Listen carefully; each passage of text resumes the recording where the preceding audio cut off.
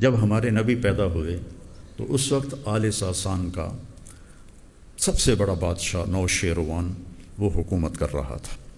وہ 571 میں ہمارے نبی پیدا ہوئے اور 579 میں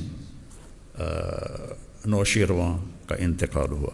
نوشیروان عادل کے نام سے مشہور ہے، 48 برس اس نے حکومت کی۔ یہ جو نوشیرہ ہے یہ جب ٹیکسلا پہ کپت خاندان کی حکومت تھی تو اسے ویشیوں نے برباد کر دیا تھا، تو اس نے ٹیکسلا پہ حملہ کیا، پشاور تک فتح کیا اور نوشہرہ کا شہر آباد کیا۔ نوشیروان کے نام سے اس کا نام نوشہرہ پڑا۔ یہ انتہائی عادل بادشاہ تھا۔ ایک دشمن سے لڑائی میں خونخوار ہونا، لیکن اپنی رائے میں کسی کو جرأت نہیں ہوتی تھی۔ رومی وفد آیا تو اس نے دیکھا کہ بادشاہ کا محل میں جو تھا وہ اندر جو جیسے یہ دالان بنا ہوا ہے وہ تھوڑا ٹیڑھا تھا، تو اس نے کہا کہ اتنا بڑا بادشاہ یہ دالان ٹیڑھا کیوں ہے؟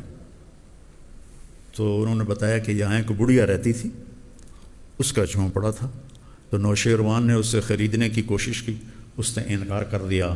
تو انہوں نے کہا ٹھیک ہے یہ جگہ چھوڑ کے میرا محل بنا دو، ٹیڑھا محل بنا دیا۔ تو نوشیروان عادل مشہور ہوا۔ 571 میں ہمارے نبی پیدا ہوئے تو اس نے ایک محل بنایا تھا جس کے آثار اب بھی کھڑے ہوئے۔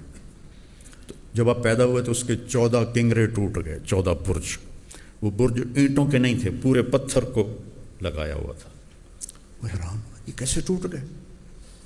اور 1000 سال سے آگ جل رہی تھی، وہ آگ بجھ گئی۔ تو وہ آ کر منہ بیزان کہتے تھے، منہ بیزان نے کہا جی آگ بجھ گئی ہوں۔ پھر اور خوف پیدا ہو گیا کہ آگ کیسے بجھ گئی، یہ کیسے ٹوٹ گیا؟ تو اس نے کہا کوئی آسمانی کتابوں کا عالم بلاؤ۔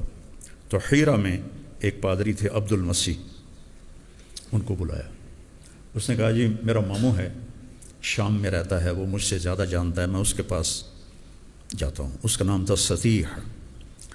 جب یہ پہنچے تو وہ سکرات میں تھے، تو انہوں نے ایسے ہلایا، ماموں ماموں ماموں، میں عبد المسیح ہوں۔ تو انہوں نے ایسے آنکھیں کھولی اور یوں دیکھا اور کہا بعثہ کا ملک بنی ساسا لارتجاس الایوان و خمود النیران، تجھے ایران کے بادشاہ نے بھیجا نا، ساسانی بادشاہ نے بھیجا ہے نا کہ 14 برج ٹوٹ گئے ہیں اور آگ بجھ گئی ہے، تو اسے جا کے بتا دو کہ آخری نبی ظاہر ہو گیا ہے۔